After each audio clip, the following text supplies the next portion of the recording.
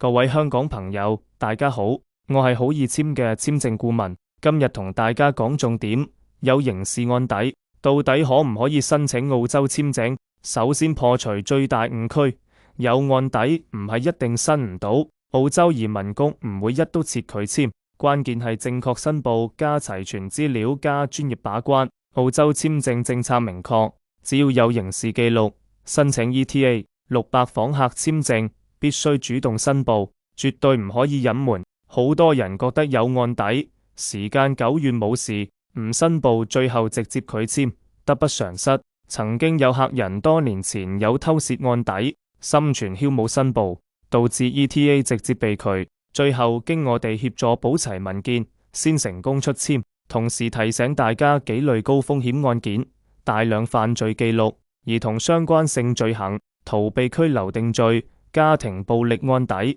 呢類申請難度極高，唔建議自己胡亂遞交，一旦拒簽會影響日後所有出國申請，一定要交由專業團隊評估。分享我哋真實成功個案，客人年紀偏大，年少有超過5項刑事記錄，親族擔保都被拒簽，我哋全程代辦整理資料，案件經過 record 審核，歷時半年，最後順利獲發簽證，足以證明準備充足，有案底都可以申請成功。如果已經遭到拒簽，重新申請必須準備舊申請表、拒簽信件、過往遞交文件、刑事記錄以及悔過聲明。就算資料唔齊全，我哋都可以協助補齊。另外謹記2點，拒簽後建議相隔半年再重新遞交，緊急情況我哋都可以協助加急，千祈唔好遞交虛假資料，觸犯澳洲 PIC 4020條例，會被限制3年，唔可以申請簽證入境，